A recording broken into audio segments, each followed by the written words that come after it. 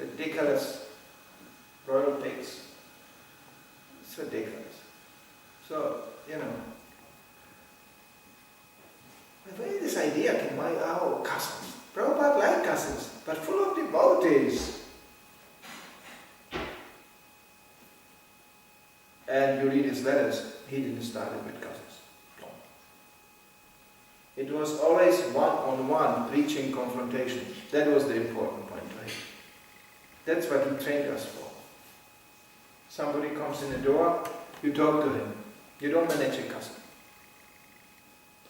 Prabhupada didn't start it from a cousin. He started from a rotten little flat.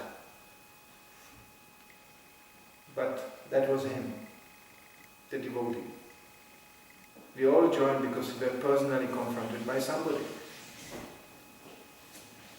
And we were fascinated by those who personally worshipped somebody. It was very inspiring to see such a level of faith, which you don't see anywhere. Nowhere. Oh yeah, maybe people gather in front of the balcony when a queen has a birthday.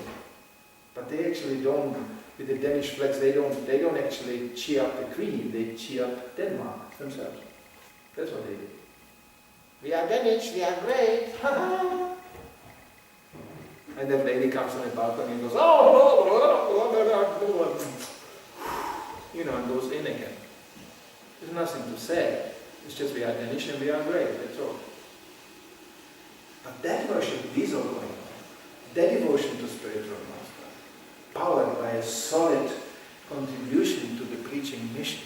Wow, that was what makes devotees, It's not like today people are especially stupid and especially that. But because they don't sense that mood coming out of this movement, this dedication, my spiritual master is, everybody running around serving spiritual master like man. And even the spiritual master might have had some problems, yes. And they even admitted them, sometimes they were quite old. Not all. There were lots of things going behind the scene which we didn't know. But the mood was right. You give your life on the mission of a spiritual master. That's the mood. And that's what we have to give. Take it, be ecstatic, or go home. That was the mood. And this little Krishna consciousness, it tastes very good. And then, and then you put a little sensitification. Karma Mishra Bhakti. That's the best we can present. And we are proud of it. There's a praise to Karma Mishra Bhakti. And we are proud, this must be like this.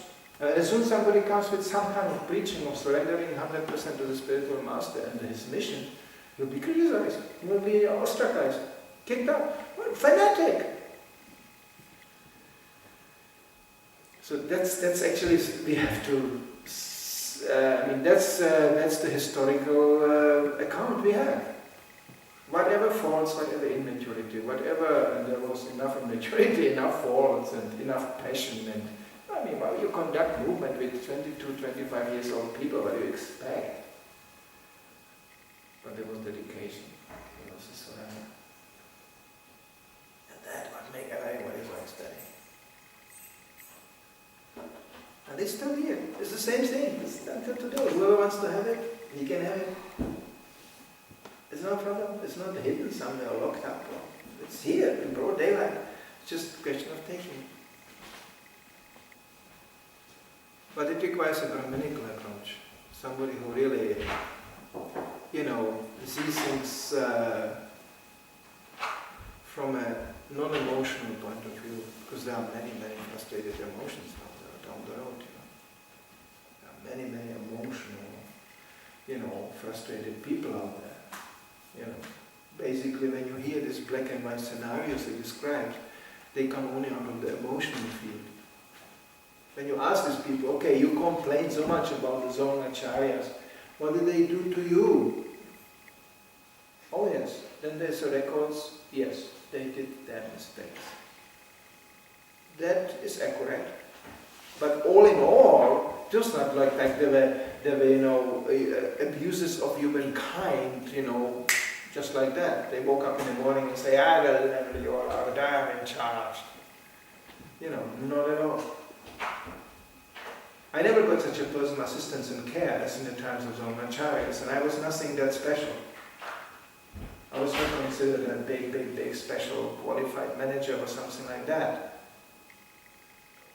But I knew that I'm working in a movement. When a disciple is calling up, he will get a half an hour later answer. I knew I'm working in a movement. When I have a managerial mess here on the floor, I can put it on my spiritual authority without being punished for that. Nowadays you say, we have a problem. No, you are the problem. In other words, nobody really cares so much, Because if he would care, he would be desperate. He will try to be close to you and assist you in any way he can. That's practical. If you care for something or something, it's from the family circles. It's sort of these emotional uproars in the family circles, because actually there should be a mutual care. Of course. You care for the children. My God, I hope I ever made that point to my Torah across, that all this screaming and worrying I was doing, it was just because I was concerned, not because I was an angry man coming, yeah. Children sing sometimes, they just sing plainly, he's happy. Yeah, but they don't see themselves falling down the stairs. They don't see themselves falling out of the window. They do such a thing sometimes. So it's the same mentality.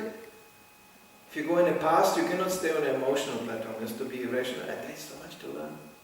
It's actually beautiful not to repeat mistakes. And quite some, corrections did took place, definitely. But that's a project. Good luck. I wasn't thinking of myself. Huh? I was not thinking of myself writing, but it would be good to do something. Especially, I would say, not something you distribute on the street.